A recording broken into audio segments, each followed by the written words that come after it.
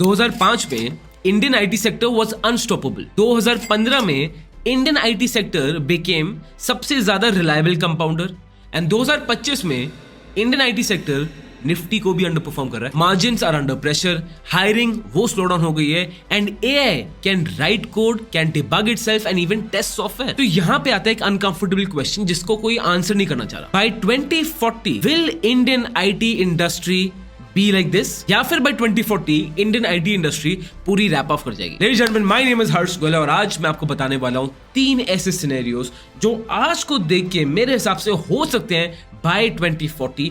ये वीडियो ना आपको काफी क्लियर इनसाइट्स देने वाली है, टाइमलाइन, इनकी Q3 की अर्निंग्स क्या रही है, कंपनीज क्या सोच रही है, क्या क्या पॉसिबिलिटीज हैं। दिस वीडियो ये आपको फ्यूचर नहीं बताने वाली, बस ये वीडियो बता सकती है कि फ्यूचर में पॉसिबिलिटी क्या क्या है इस इंडस्ट्री के साथ। Let's find out.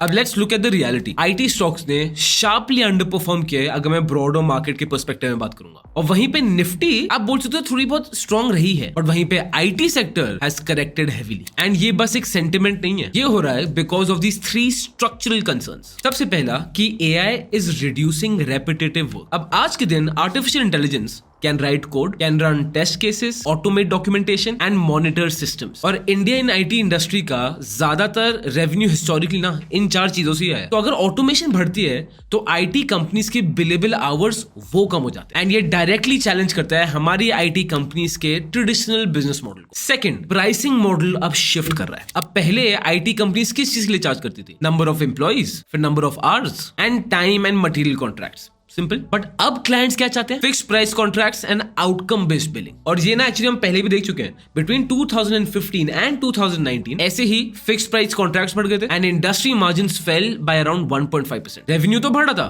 But profit proportionally नहीं बढ़ा था। तो अगर एआई प्रोडक्टिविटी को इंक्रीज कर देगा तो क्लाइंट्स और लोअर प्राइस डिमांड करेंगे। सो आईटी सेक्टर का मार्जिन एक्सपेंशन ना दैट इज अंडर थ्रेट। यहाँ पे एक बार स्क्रीन पॉज करके देख भी सकते हैं कि इन टॉप आईटी कंपनीज का मार्जिन का ट्रेंड क्या रहा है। एंड थर्ड स्ट्रक्चरल कंसर्न है is that hiring is no longer a demand concern. पहले क्या था? ज्यादा हायरिंग हो रही है मतलब ज्यादा ग्रोथ, बट आज के दिन एक आईटी कंपनी का हेडकाउंट वो मैटर नहीं करता। काफी आईटी कंपनीज अब कितनी जॉब पोजीशंस को पूरा रिप्लेस कर रहे हैं विद आर्टिफिशियल इंटेलिजेंस। इसका मतलब ये जरूर है कि जो एआई से प्रोडक्टिविटी हो रही है आईटी कंपनीज को वो रियल है। बट यहीं पे ये भी मतलब निकलता है कि जो पुराना स्केलिंग मॉडल है ना कि ज्यादा लोग हायर कर लो, वो मॉडल अब नहीं है। सो हाँ, जो मार्केट में डर है वो इरेशनल तो नहीं है, बट यहीं पे conversation gets even more interesting. अब मैं ना सिर्फ क्वार्टर टू क्वार्टर कंपेयर नहीं करना चाह रहा, थोड़ा लॉन्ग टर्म स्ट्रक्चरली सेक्टर को देखना चाहता हूं। तो मेरे हिसाब से IT sector by 2040 in 3 directions में जा सकता है। Scenario number 1, commoditised and shrinking.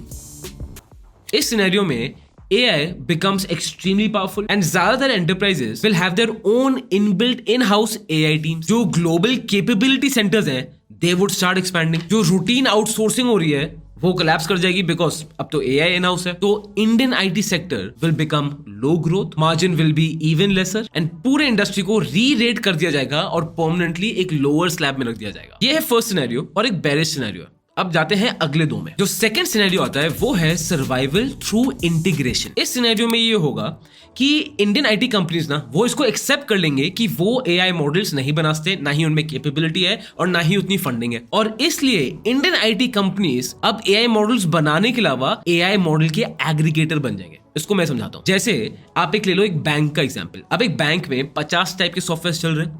अब उन सब सॉफ्टवेयर को एक एआई में लेके आना टू मेक श्योर एआई आपको ठीक रिजल्ट दे और उस रिजल्ट को भी चेक करना, इन सब चीजों में हेल्प करने के लिए काम आ सकती है इंडियन आईटी सेक्टर, जिसमें चीजें आएंगी एआई इंटीग्रेशन, एंटरप्राइज की modernization parameters, governance and compliance, मतलब ऐसा सिस्टम कि वो एआई मॉडल अपने खुद के रिजल्ट्स को दोबारा चेक करे। बिकॉज ये आपको याद रखना है कि कंपनी सिर्फ एआई खरीदती नहीं है, उनको उस एआई को यूज करने के लिए एक क्लीन डेटा पाइपलाइन चाहिए, स्ट्रॉन्ग सिक्योरिटी लेयर्स चाहिए, कंप्लायंस के फ्रेमवर्क्स चाहिए कि ऑटोमेशन में कहीं दिक्कत ना आ जाए, और कॉस्ट ऑप्टिमाइजेशन चाहिए। ये जो पूरी इंटीग्रेशन है ना, it is very complex and Indian IT firms excel at integration. तो इस सिनेरियो के हिसाब से ग्रोथ विल कंटिन्यू, मार्जिन्स इनके स्टेबलाइज हो जाएंगे, बट इनका पूरा business model will have to evolve. अब beyond these big trade numbers ना एक पर्सनल साइड भी आती है ऑफ इकोनॉमिक अनसर्टेनिटीज, और उसको भी एड्रेस करना बहुत जरूरी है, because most of us are just living one emergency away from a major financial stress, and यहीं पे financial protection for yourself and for your family, it becomes non-negotiable. And let's be honest, we plan vacations, EMIs या lifestyle upgrade भी करते हैं, but life insurance को सब delay कर रहे हैं ये बोल के कि भाई अभी टाइम नहीं है. But reality ये है, security delayed is security denied. और इसलिए Axis Max Life Smart Term Plan Plus actually makes sense for today's India. Let's break it down simply. You can get 1 crore of life cover with just 595 rupees a month, 2 crores life cover at just 902 rupees a month.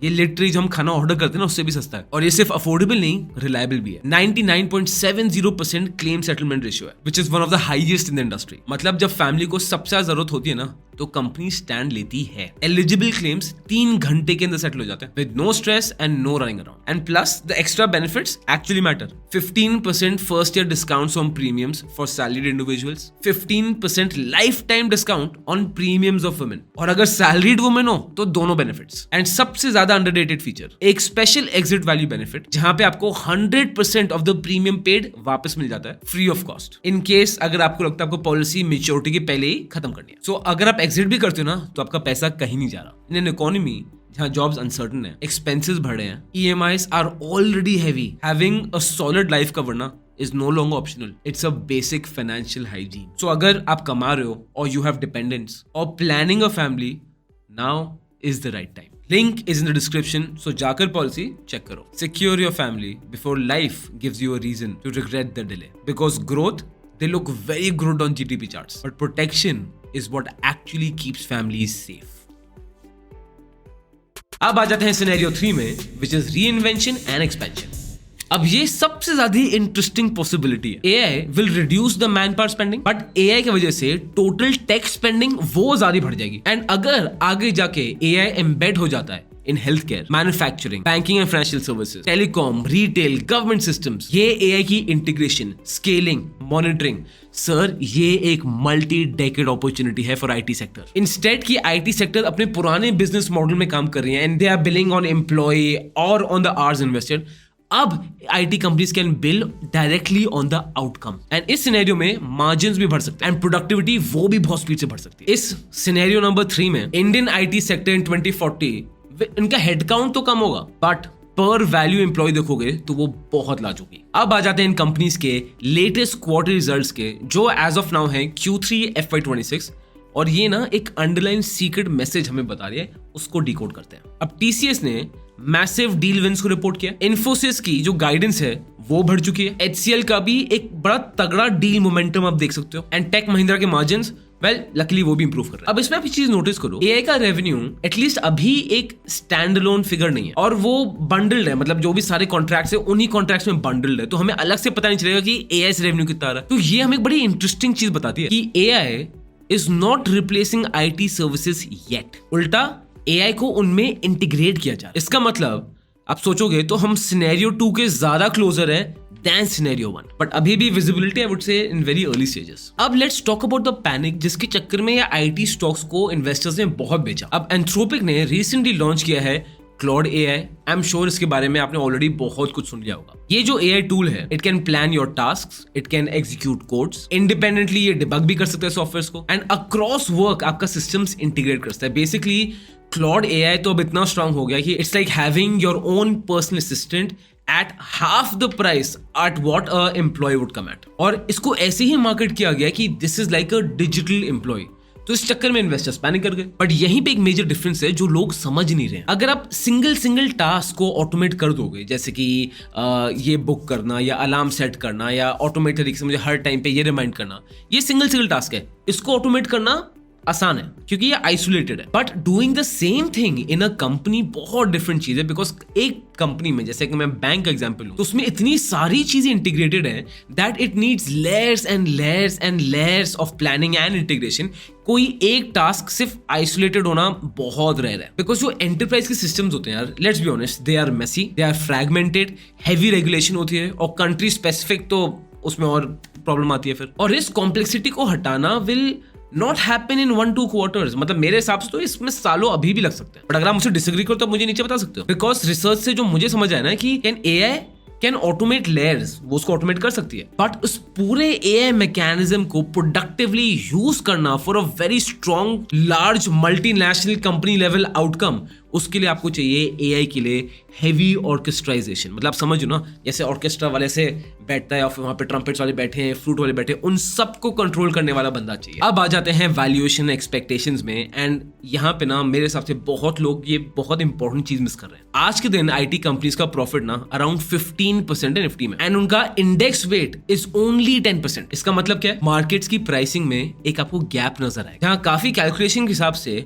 आप IT sector stocks को ना अभी under valued, and expectations वैसी IT company ज्यादा नहीं है, investors confuse हैं, तो एक्सपेक्टेशंस भी म्यूट है, एंड म्यूटेड एक्सपेक्टेशन जब होती है ना सर, तो आपके पास तगड़ी अपॉर्चुनिटीज आ सकती है। अब अगर जो एआई लेड सर्विसेज हैं वो वैल्यूएबल प्रूव हो जाए आगे जाके, तो फिर ये पूरा IT sector sir fully re-rate कर सकता है अपने आप को। तो अगर मैं पूरे क्वेश्चन को आंसर करूंगी गोयला 2040 में आईटी सेक्टर मुझे कैसे दिखने वाला है, ये आपको 2005 की तरह नहीं दिखेगा। ये मैन पावर ड्रिवन नहीं होगा। बड़ी बड़ी आईटी कंपनीज हर कॉलेज में जाके हर फ्रेशर को जॉब नहीं देने वाली। उल्टा आईटी सेक्टर की हमारे देश में वो फर्म्स विनर होंगी जो एक एआई इंटीग्रेशन कैपेबिलिटी को बिल्ड कर पाए, आईपी प्लेटफॉर्म्स को डेवलप कर पाए, जो अपने प्राइसिंग स्ट्रक्चर को from man hours to outcome base पे लेके आए, जो अपना हर एम्प्लॉय पे रेवेन्यू बढ़ाए, और जो भारी मात्रा में इन्वेस्ट करें in AI and talent of AI. And जो लूजर आईटी बेस्ड कंपनीज होगी वो अभी भी एफर्ट बेस्ड बिलिंग ही करते रहेंगे, हमारे इतने घंटे लग गए, हमारे इतने लोग काम कर रहे हैं, यही चलता रहेगा। और विनर्स और लूजर्स सिर्फ नेक्स्ट क्वार्टर में डिसाइड नहीं होने वाले, इनको डिसाइड होने लेंगे कम से कम 5 साल। एआई इंडियन आईटी को नहीं मार रहा है, हाँ, बट वहीं पे जो ओल्ड इंडियन आईटी सेक्टर के ऑपरेशन सिस्टम्स है वो तो खत्म ही कर दे। एंड वेदर ये डिक्लाइन होगा या री इन्वेंशन होगा, वो ये बताएगा कि भाई हमारी इंडियन आईटी कंपनीज इसको कैसे रिएक्ट। आपके हिसाब से which of the 3 scenarios is a possible according to you, या कोई और? नीचे कमेंट बॉक्स में जरूर बताओ। आईटी सेक्टर को फ्यूचर को लेकर ना बड़े लोग कंफ्यूज हैं। This content is only for education purposes. We do not provide any buy or sell recommendations. Please do your own research before making an investment decision. All the companies mentioned in the content have no association with us until mentioned otherwise in the video itself.